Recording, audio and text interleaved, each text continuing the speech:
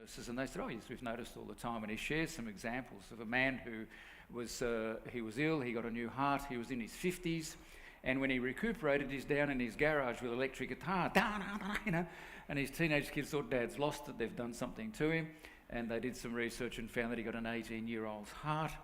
Another man in his 50s got a new heart, and he said, the person who had my heart must have been in charge of a lot of power, and he did some homework, and he was a train driver. And forgive me, but this is in the book, a lady got a new heart, and when she recuperated, the husband noted that she had a little bit more energy at night time, a bit more involved in nighttime activities with him, and they did some homework, and she got the heart of a prostitute who had died on the street. The most overwhelming one was this one. A 12-year-old girl was murdered, and her parents gave permission for her heart to be shared with somebody else and went to another 12-year-old girl. When she recuperated, she was so able to give a clear description of the murder that they found him and put him in jail. And the man, this author says, don't underestimate your heart, listen to your heart. Let's talk about the brain. When it comes to love and romance, it's brain stuff, and we've got bit of a list here of the parts of the brain. We won't study them all together, but prefrontal cortex, this part of your brain, we mentioned it's the CEO of your brain. Anterior cingulate gyrate, why do they come up with these names, eh? Deep limbic system, the basal ganglia, temporal lobes, ventral tegmental area, and the caudate nucleus. Daniel Amen, the brain in love. Each of these systems interacts with other areas of the brain to produce the effective or not so effective human behaviour. So each of these parts, and particularly there's a part we're going to come to just in a jiff, it's called the amygdala. It's the Latin word for almond. It's about the size of an almond, right down in the limbic system in the central part of your brain. That's your emotional CEO part of your brain. It has another name, fear central, but it has a huge impact on relationships. And part of the brain. Okay, that's the hardware. What about the software of the brain, the hormones? We know that hormones play a huge role, and we know about testosterone. We'll come to that one just, Jeff.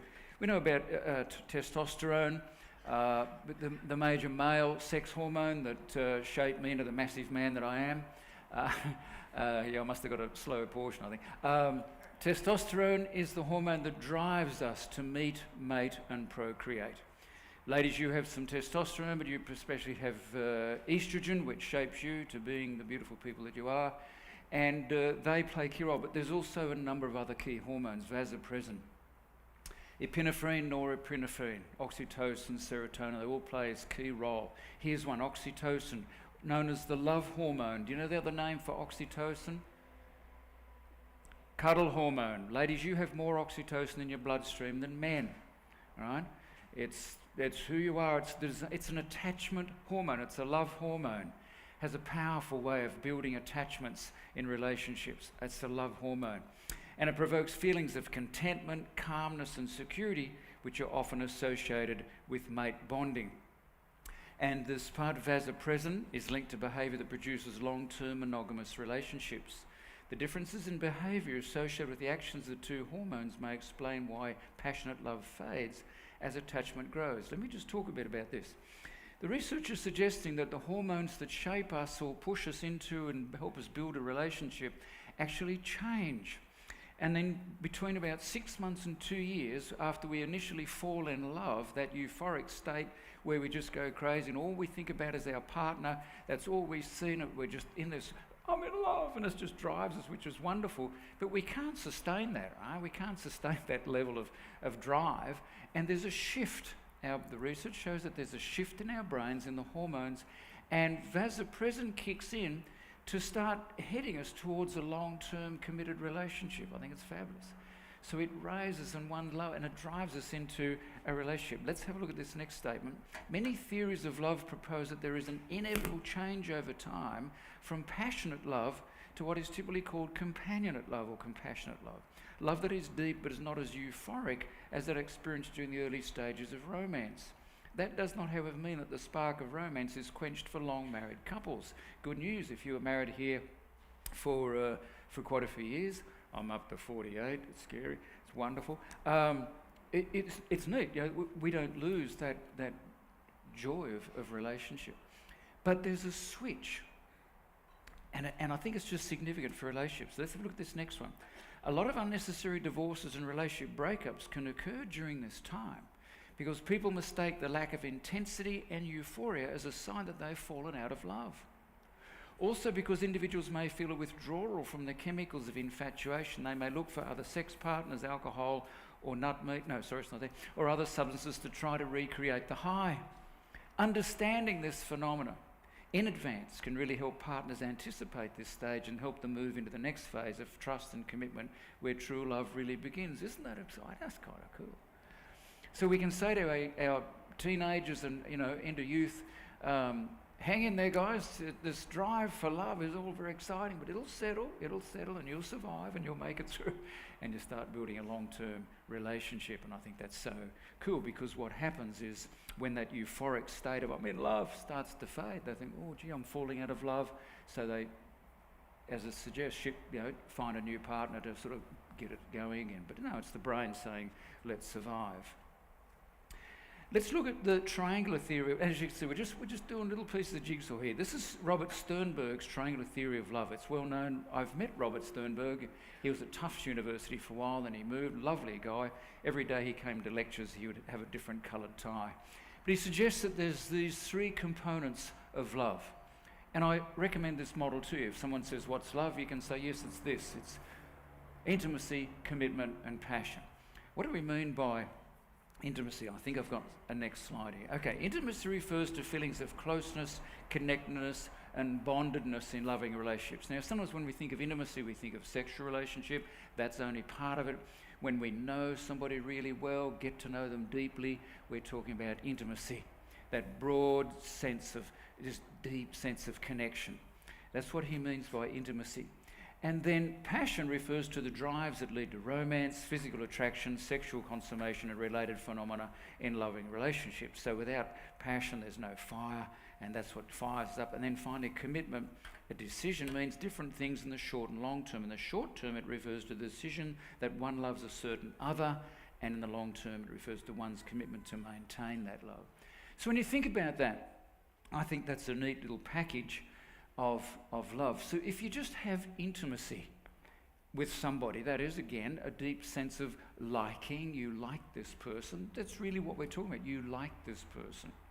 And you've got to know them very well, but there's no passion and there's no lifelong commitment, right? So you like that person. Passion is most probably what we generally refer as infatuation, where you've got the hots for somebody. You know, there's a lot of heat in this relationship, but there may be no intimacy. You don't know each other well, and there's no commitment. So, it can be this short fling with somebody.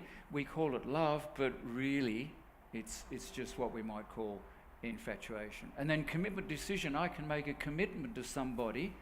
A man down the street, I'll make a commitment out of my Christian sense of love to be there for him, to support him, to help him, etc. But there's no passion, right? And there's no intimacy in that real sense.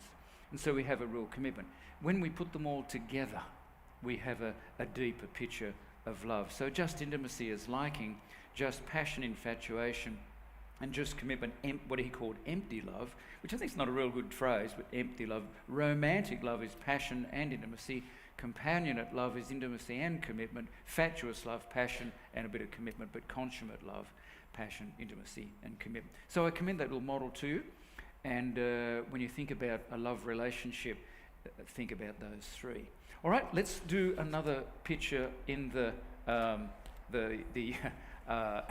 it's one of my good friends. Another jigsaw piece, all right, personality. We're all so different, aren't we? We're all so incredibly different. And for many years, we would refer to personality as, have you heard the terms sanguine, choleric, those terms? Generally not used quite so much now. We talk about the big five. And personality is generally called, or referred to now in the terms of the big five, and here they are. And we won't spend a lot of time. I just want to paint this little picture for you. We've got a lot of ground to cover. Openness is appreciation for a variety of experience. So if I'm on the openness continuum scale over here, I just love variety of experience. I'm always searching for new things to do, and I just love that. But if I'm over this side, I would be somewhat closed. I'm kind of just happy with regular and what's just safe and kind of secure over here. Conscientiousness is planning ahead rather than being spontaneous. So that's a continuum we can understand. So again, if I'm over here, I'll just, whatever the spur of the moment, what are you doing? Don't know, but let's go and try something. I'm very open, spontaneous. Over here, my day's planned. And I have a very good friend of mine who is staggering. He wouldn't what I call spontaneous. I said, have you got a date free where we can do something? He gets out his calendar. Seriously, it's all typed in. He was an accountant. He's retired now, but serious. Doctor's appointment, 8:10, and everything is spelled out. It's phenomenal, and this calendar rules his life, and I feel like going, and that's him. That's how he survives. And he says to me, Traff, when can we meet? And I'll say, I don't know, Thursday, okay? Yeah, but what time? I don't know. I'll give you a call. That's who he is. Extroversion involves going out with friends and being energetic, and we all know the extroversion person. I remember there was a young girl in a church group many years ago that I was caring for this church, and she was really on the extreme of this continuum extroversion. And if I saw her walking down the street and I was walking on the street, I would dart into the nearest shop, hoping it wasn't a pub or a lingerie shop, because if she saw me and she'd say, "Oh, and she'd run down the street and hug me, and she was just out there. She was a lovely kid, but out there. And then you've got the people who kind of, walk into a room and sort of hide in a corner. Extroverts are energized by people. Introverts are energized by quiet times, and we're all on a continuum there somewhere, and it's kind of fun. Agreeableness, as it says, being agreeable or disagreeable. Neuroticism, that's an unfortunate term, neuroticism, but it refers to worrying or being vulnerable, and as opposed to as being relaxed and non-anxious. So you can imagine that someone who is very extrovert marries